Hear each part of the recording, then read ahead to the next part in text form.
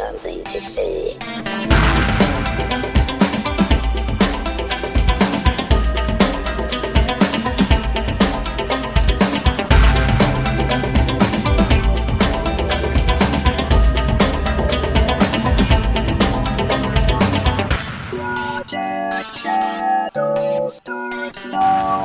Hello everybody, and welcome to this episode of Project Shadow. How's everybody doing today? I hope it's well. I'm doing as well as I can because I have air conditioning and it's crazy hot and humid outside. I don't like living in a swamp. But I do. So yeah. Hi. How are you doing? My name's Charlie. If I haven't said that already, I don't know. It's hot. It's humid outside. I don't know what I'm talking about. Actually, I do. Today, I wanted to tackle the great and dread demon of our age, and that is nostalgia. That's why this episode is titled, Everything Was Better When I Was a Kid. Because that is the easiest sentiment for any of us to say. Well, not any of us. I know some people that had really rough childhoods, rougher than mine, and they might not say that. But for a lot of us, we say this. And I'm especially privileged to be able to say this because I grew up a white male in this country, and I grew up in the late 70s and early 80s. I grew up at the dawn of Nintendo. I grew up with Saturday morning TV. I grew up in the very age and era when everything that we're being nostalgic about was new and fresh and original. I grew up through New Wave. I remember it like it was yesterday. I remember getting my first Nintendo system and how magical it was. I remember getting my first ColecoVision, which I still have, by the way. Yeah, anybody remember ColecoVision? Am I the only one? I probably am. I had Donkey Kong for it. It was awesome. I had a couple other games too, but I played Donkey Kong like crazy. Loved that game. Yeah. So yeah, everything was better when I was a kid, wasn't it? I mean, there was hair metal on the radio. That was awesome. And you might laugh at me for that, but I still like my hair metal today. You know, I don't need nothing but a good time. Because it's fun and it reminds me of my youth. And like so many people, when we look back, I look back at my childhood and think about how wonderful it was. Not because, well, we were especially well off. I mean, my family's never really had a lot of money. And, well, we moved around a lot, and so I was constantly having to make new friends. But even then, I do remember my childhood as something special.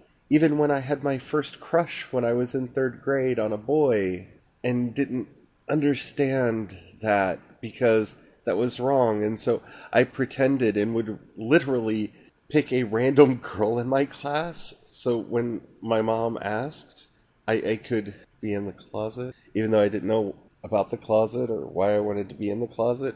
And so I would take all the feelings that I had for random boy number 5, that I'm not going to say his name because we were both like 8 years old and I had and younger, and I had no idea what these feelings were. But I knew well enough to say that they weren't about him, but about, I don't know, random girl number 5 who came into my head when Mom asked why I was sitting there daydreaming, because it was right to be in.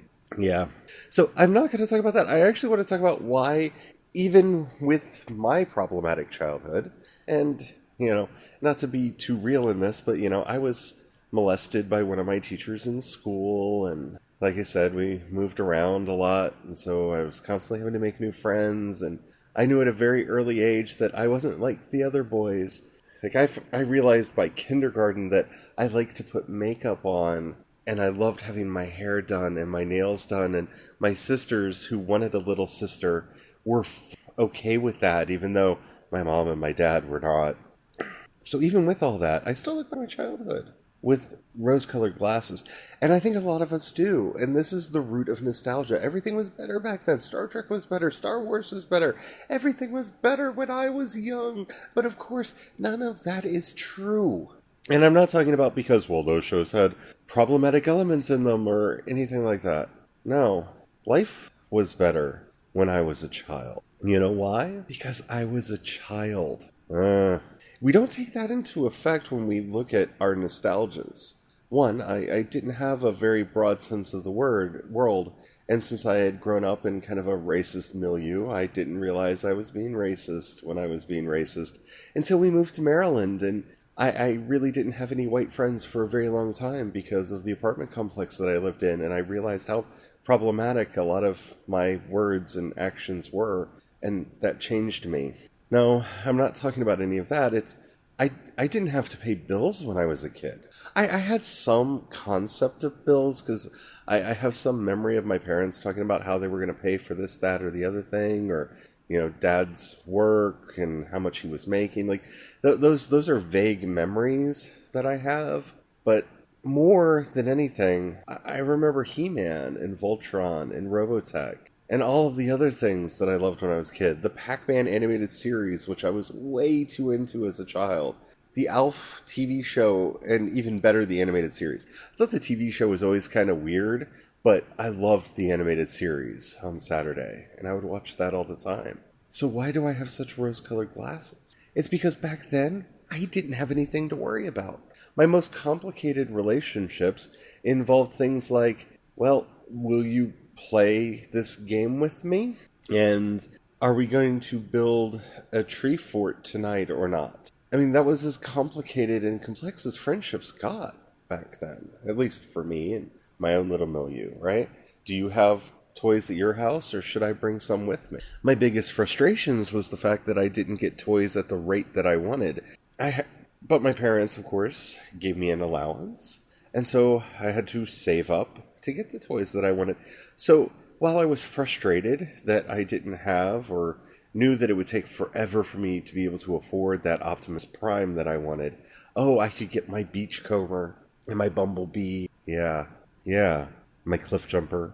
And, I have a little bit of extra money and I want some more toys to play with, so I guess I'll buy a couple of those GoBots. I don't really like them. They're not as cool as the Transformers, but they'll fill out the toys so I can play better. Those were my concerns. I didn't have to wonder where my next meal was going to come from. I didn't have to worry about how I would pay the rent or the electric bill or any of that.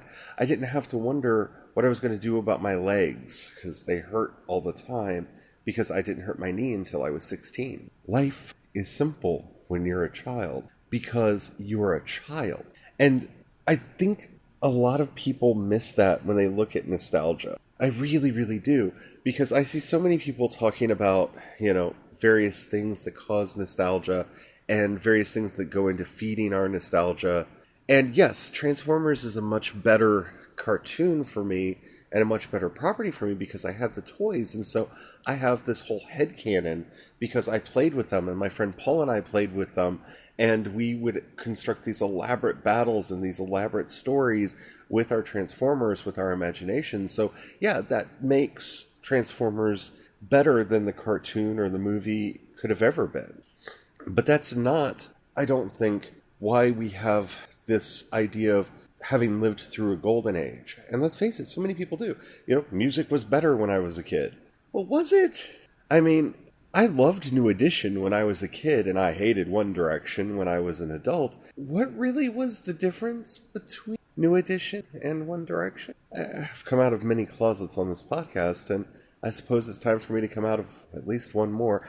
I loved New Kids on the Block when I was a kid. What's the difference between them and the NSYNCs and the Backstreet Boys and the One Directions and the BTS today? I mean, boy bands are boy bands are boy bands. Maybe the style of music was different. And, I mean, we can talk about how pop music changed. And, yeah, there might be something to that a little bit. But, New Kids on the Block weren't producing, or amazing songs. I mean, Candy Girl is really cute when you think about it.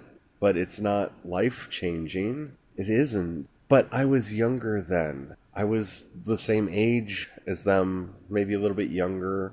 They were cute. I was just at the flowering of my libido. I was just starting to see things as attractive or sexual or sexy. And so I had a special relationship with those artists. I remember the crushes I used to have on members of Poison. Yeah, Slaughter. Oh, Blas Elias. I had the biggest crush on Blas Elias. He's the drummer from Slaughter, and Even if you don't like their music, find one of their music videos, just turn the sound off if you don't like the music, and watch the drummer. Oh my goodness, he still kind of makes my heart flutter a little bit. But of course, I knew I couldn't tell anybody these things. And one of my first quote-unquote girlfriends, who had to know that I was as different as I was, we used to sit in her bedroom looking through New Kids on the Block magazines, talking about how much we liked, because yeah, we were those people. I mean, she had to know, right? I mean, maybe she couldn't put it into words like I couldn't put it into words, but we were more girlfriends than we ever were boyfriend girlfriend. I would help her with her hair, I would braid her hair, I would help her do her nails and makeup, and yeah, I was more like one of her girlfriends that we just said that we were going out, and she had to know, right? But we didn't have any cares in the world. There were no cares in the world. All we cared about was who was going to dance with us at the school dance. Were we going to have somebody dance with us at the school dance? Like, I realized this when I talked to one of the my closest female friends when I was a kid a while back, and I didn't realize that she had a crush on me, and I was completely oblivious because I never saw girls that way. And she was so frustrated because I never asked her out, but we always hung out all the time, and she didn't understand why until many years later she realized that, I wasn't into girls, and she was like, it makes so much sense. I was like, yeah. But we had fun. We had fun all the time. We used to go to the pool hall together, and we would play pool and dance and sing together, except for when she went through her Bryan Adams phase, because, Bryan Adams, I have never been. But it's easy to look back at those days, those halcyon days of youth, with rose-tinted glasses on. Because, honestly, and this will just tell you how privileged my childhood was in some ways, I remember one of the biggest arguments I had with my friends was what the proper way to eat pizza was, and what the proper way to eat French fries was. How do you properly ketchup a French fry? And these were things we debated when I was a kid, because of course those were the things we debated when I was a kid. I lived in a suburb of DC then, by that point, and most of our parents were doing okay financially, and I went to a fairly affluent school, even if most of the kids there, families made more than mine did. But I got to transfer in because reasons that I just are not germane to our topic today. And so I have these wonderful memories of my childhood, and I have these wonderful memories of my friends and the things that we love to go see. I will forever love Mallrats because I remember my friend Dina and I going to see that movie in the theater, and it was just us. And so we realized we could be as loud and raucous as we wanted to be because we were the only two people in the theater. And we laughed at the top of our lungs, and we shouted at the screen, and it was like watching a movie at home where you could actually be loud and raucous and have a good time. And then we laughed all the way home because we enjoyed the show, because we were mall rats. We literally walked from the apartments we lived in down to the mall to watch a movie about kids who live in the mall. And afterwards, we hung out at the mall, and we went down to Cinnabon and actually, it wasn't Cinnabon. We went down to Mrs. Fields and got some cookies because that's what you did at the mall. And then we hung out all day. And we went to the arcade and we hung out and we had fun because we were mall rats watching a movie about mall rats. Yeah, it's easy to look back at that because now I write stories now like I wrote stories then, but I didn't feel any pressure then. I was just writing stories because I like to write stories.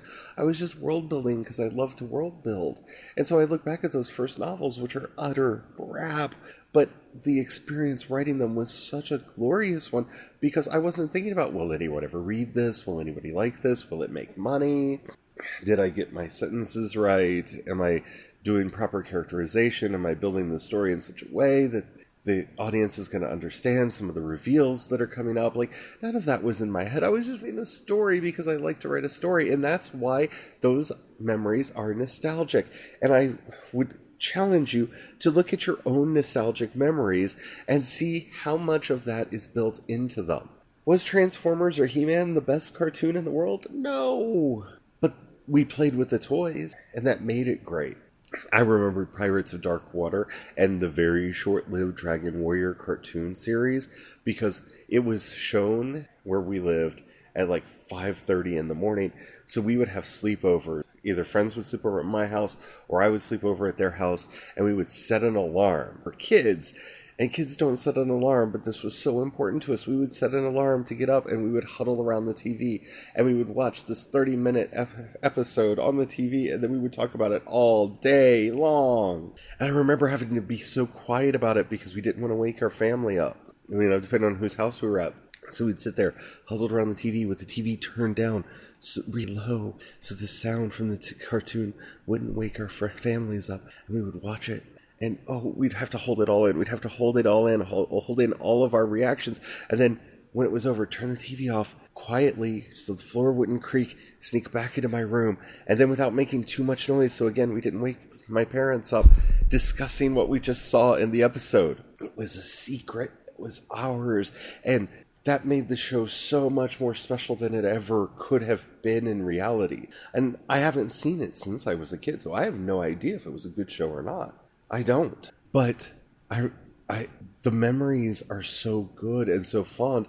And when I actually tell the story and I actually think about it, they have very little to do with the cartoon itself. If we didn't have to sneak around so we didn't wake up my folks, if we didn't have to scour the schedules, the TV schedules, to make sure we knew when it was going to air because they would change its time slot all the time. So we had to pore over those stupid grids and directories to find out when it was going to be on TV because you actually got a little paper booklet that had all that in there. And I'm not talking about the TV guide. It came with the paper. It was this little booklet thing. Yeah, that made it special. And so when I watch Transformers now, all those memories of Paul and I playing at his house, at my house, all those come rushing back. And that is nostalgia. The property is secondary. It really is. It only is important because of the importance that it had. Do I love hair metal to this day because those songs have some objective quality to them that makes me like them? Or because every time I hear Don't Need Nothing But a Good Time by Poison, I remember Tina's younger sister, whose name I can't remember, and I sitting around out in the courtyard at the apartments with Dina's boombox on, singing that song at the top of my lungs. And we would sing, and we would the music was so important to us because we were kids, and when you're a kid, everything is so important to you. Are those good songs? I don't know. I am incapable of knowing that. And I think if you look at the things that you're nostalgic about when you were a child, you'd probably find the same thing. And this is just something we miss because we don't want to look at our lives now. That's a major point of why nostalgia can be toxic like it is with Star Wars fandom. Does it matter who shot first? Like, some of the arguments over, like, did Han shoot first with Star Wars? Some of that's born out of nostalgia, and some of that's based out of our own headcanons that some people want Han Solo to be this cold-blooded murderer guy. And I don't care. Like, it doesn't affect me either way. It really doesn't. I don't care. I don't have a dog in this race. But I've gotten dragged into some of those arguments because there are people that take that way too seriously. Why? Because something from their childhood was changed. That's why we have that stupid and horrible phrase of, "It ruined my childhood." No, it didn't. You still have all the happy memories. All of them. I remember the first time I watched The Terminator at my grandparents' house because my Uncle Gene had come back from Alaska with his kids and everybody. And we went down to the store in town where he could rent a VCR, and he rented that movie because he thought we would like it. And I remember him hooking this magical box called a VCR, which I'd never seen before, up to their TV and putting in the tape and watching Arnold Schwarzenegger and Linda Hamilton and the whole thing, and my parents gasping because we were watching this thing, and Uncle Gene calming them down so that we could watch this thing. And the memories of how I watched Terminator will forever be a part of how I think of the movie Terminator. They just will. And honestly, every time I see my cousins, I have kind of in the back of my head a little dun-dun-dun-dun-dun, because they were there for that special. I think of another cousin of mine who introduced me to the Alien movies. And I'm sorry in a way that this episode has become so biographical on my part, but I think it's important to make my point that way, right? when you look at your own life, when you look at the things that you have nostalgia for, why do you have nostalgia for? What is it that makes you interested in it still to this day? What memories is it bringing up? What is it connecting you that you used to have? Is it that free spirit that used to be a part of you? Like when I think of the Dragon Riders of Pern book, I remember being a kid and for the first time in my life deciding I'm going to read a book. I'm going to pick a book. I am. Not my sister isn't going to give it to me as a gift. The school isn't going to tell me that I have to read it. None of that kind of thing. I am going to pick out a book. And I remember going through the library and finding that book. And it stood out to me because it had the word dragon on it. Dragon Song. First book I ever read for myself. And I pulled it out and I looked at the cover and there was a girl with dragons flying around her head. Little bitty ones. And that was, what? Little dragons? No, dragons are huge. Why are there little dragons? Dragon Song. And I read the back of the book. I read the description of it. Oh, that sounds kind of interesting. And so I picked up that book. And it was the first time I had ever chosen, self-directed, to read a book on my own. And it was such a special book for me for those reasons. Now, that doesn't mean that Anne McCaffrey isn't a good writer, or that's a good book, or it's a whatever. None of that matters. That book is tainted now by the memories of having seen it in the library, seeing that cover, seeing that word dragon and have it just leap off the shelf at me. Like, ooh, dragons. You love dragons? Check this out, right? It is the book that was one of the first times I had started experiencing and exercising my own independence. And guess what that book's about, right? It was a perfect book for my first book. And nobody had to tell me that. In fact, the librarian was rather not pleased at the book that I had chosen because I should have picked a more serious. But I picked it anyway. So that added another layer because it was transgressive. The librarian, the person who knows all the books, said I shouldn't do it. But I did it. And I loved it. And not only read it, I read Dragon Singer and Dragon's Drum.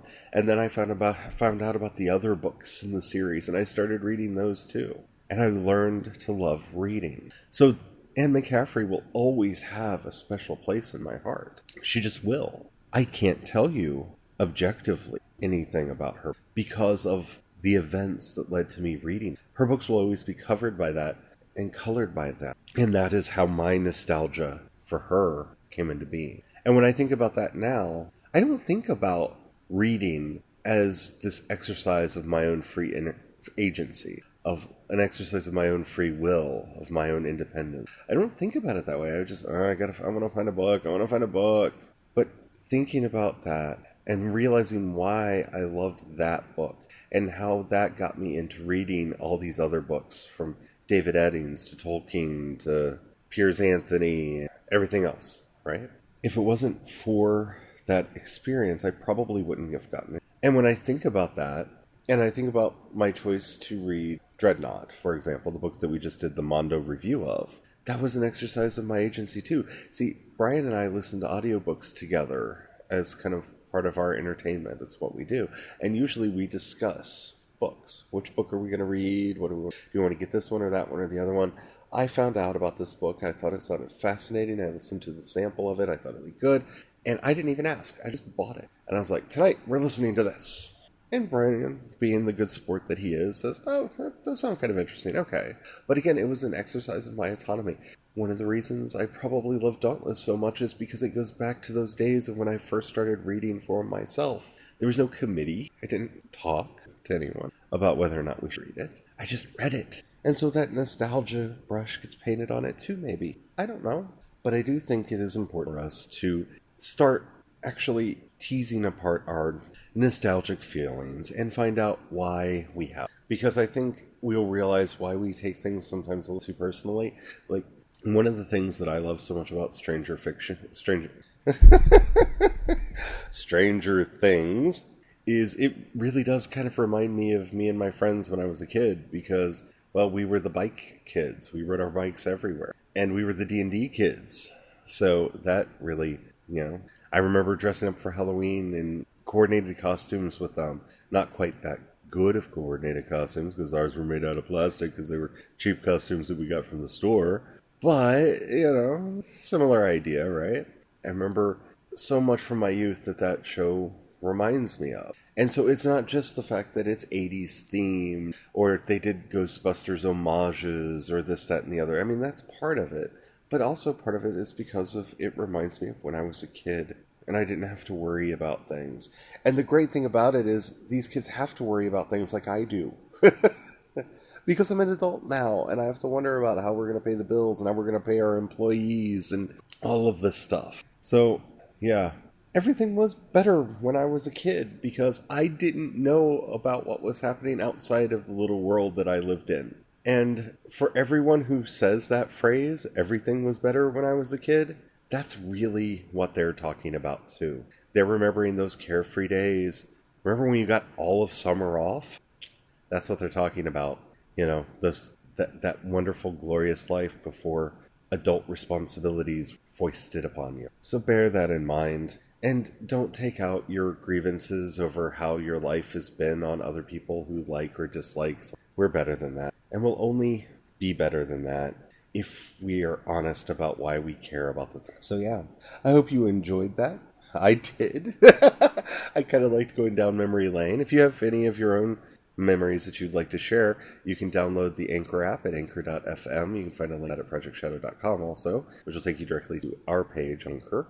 And there you can, once you download the app, you can follow Project Shadow and you can leave me a voice message up to 1 minute long and share with me one of your memories. Let's have a nostalgia part. What's something that you're nostalgic about and why? Tell your story. I'd love to hear. If whatever you're listening to this podcast through allows you to rate the podcast, please give us a like, give us a star rating. I think you still applaud in Anchor. Whatever it is, please rate us. It helps me find a broader audience. Those things really do help. If you can share this podcast with a friend, share it. That helps as well. If you would like to monetarily support me in whatever you're listening to me through, you'll see in the show notes there a support on Anchor link. If you click that, that will take you over and you can support at the $1, $5, or $10 levels.